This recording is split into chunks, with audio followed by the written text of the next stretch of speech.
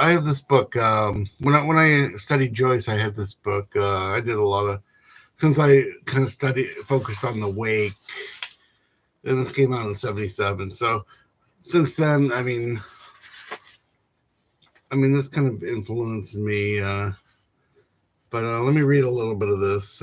Joyce schooled himself on the basics, learning the tradition, spelling out letters of style and form, intuiting slowly and in stages the contours of his personal vision. Like Flaubert, he never dealt with the frozen, selective, and secondhand reality of camera or journalism, but with experience as handmade to perception or directly with materials of perception. System Perception. His real preoccupation was with systems of presentation. His development was towards the amplification of the verbal, the creation of the autonomous forms in motion towards the vitalized word in Finnegans Wake or kaleidoscape. To arrive there, he was obliged to alter and recombine, but not to destroy existing expressive codes. Purposeful alteration is one source of our discomfort and joy when we are faced with the ultimate text. It is perhaps Joyce's major contribution to literature. So, yeah, so a lot of people, there's books that are where the writers, there's such thing as representation, like in art or something. And then there's presentation, performance, and Joyce was a performance artist. And so, like in this book, yeah, let's see. They kind of mention Anthony Burgess, Thornton Wilder. I remember hearing the cantos. Thornton Wilder, "The Skin of Our Teeth," was supposed to be Joycean or Wakean, and but there was a lot of people. There was a lot of writers, and I kind of almost kind of got into them all. There's a nice introduction here. Well, yeah, I got the other book, but so yeah, Eugene Jolas had a magazine called Transition, which a lot of Finnegan's Wake was published in. It was called Work in Progress in the 20s and 30s, and Beckett was published in Transition too. So there was so he wrote the book mainly. He was living in Paris, like in the 30s. He wrote, and it came out in 39. And so that's like this first chapter here. And then and then a lot of, you kind of mentioned like a lot of Spanish writers liked Joyce. There was kind of an impact. Augustus de Campos, he did poems that were one word that went across the page. So he interviews Mr. This is the first time I heard of Maurice Roche. So I ended up translating part of Codex, which is kind of the book they talk about here that was the most Joycean. And here's some of my notes on the translation here and stuff. My translation is a little bit different. I translated there's the funeral cantata part, and then there's I translated the first 40 pages, and they were published in Talisman and some other journal. And mine, I did a lot of notes, and I did a lot of changes in in my translation. And so we have Helene Sixou. So Helene Sixou, who ended up writing the Newly Born Woman.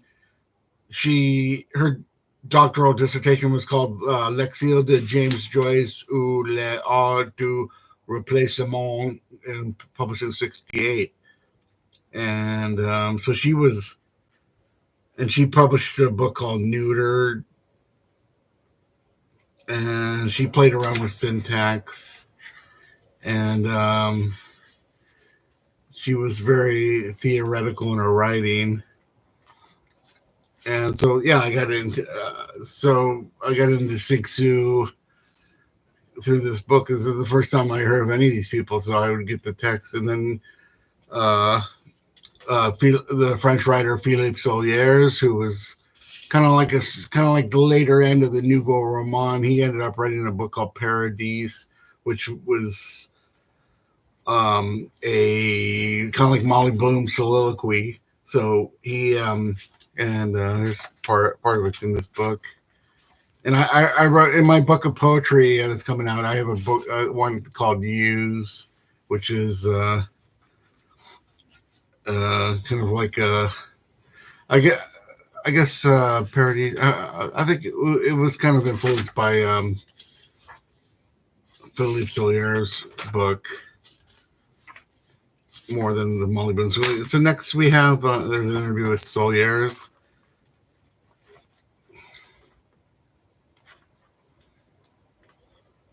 All these like great things thrown in here. So it's a long interview with Sollers. Okay, so what do we got? Okay, so Arnold Schmidt. So the most Joycean guy that writer, probably the biggest Joycean that I know of is Arnold Schmidt, the German, who wrote quite a bit. And this is a translation from Zettel's Traum or Bottom's Dream. And I was mentioning them before. And yeah, not only is it, this is pre David Foster Wallace. It has like the stories here, then it has notes, and then it has scribblings in the margins there. And so I haven't actually read Zettel's Traum, but I've read it. In the 90s, Dalkey Archive published a lot of, they got a grant and to publish a lot of Arnold Schmidt. So I read a lot of those books that came out in the 90s. I don't even know if I have any. And then, yeah, and then we have Christine Brooke Rose, who is a British writer. She died a few years ago. Most of these people have died. And she was more like a language poet, or at least, I mean, she wrote a lot of different books, but Through, which I never read, I just read this little excerpt, was more like she was almost like a language poet and stuff. I should probably go back to her, but I did read another book by her that I found, but it was more conventional. And then they have Beckett Fizzle One. This is like late Beckett. Probably I have a book over here like the collected short prose by Beckett. I think Fizzle One's probably in there. And this is like more he's doing it. And then we have Fetterman, who's always kind of compared to Beckett. And I published Fetterman in Cups magazine, and I had some I talked to him on the phone, and I never actually met Fetterman, but we had like a correspondence for many years. So and then they have John Cage here. Of course, John Cage did Joycean things in music and his writing. I don't know. I'm not sure what this is. But and then we have Sorrentino, who was probably, I mean, I probably didn't read. I read this. This came out in '77. I read it in maybe '87. So I had read Finnegans Wake, or I mean Mulligan's Stew by then. So I'm not sure if this is. It looks like it's from.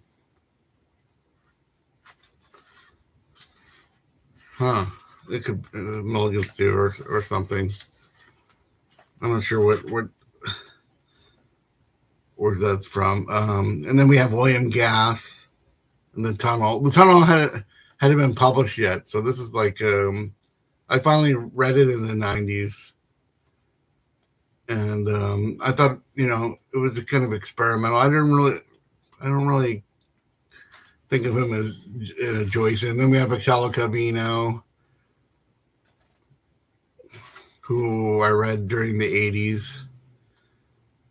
And he was a member of the Oulipo. And who else? And then there's another essay about writing here, maybe mentioning language poetry. So let's see. There's a Georgia Review. Edward Dahlberg. Yeah, so the TriQuarterly was actually pretty good. This is kind of interesting. Oh, okay, yeah. Zettelstrom. Fizzles. Yeah, Fizzles came out in 76.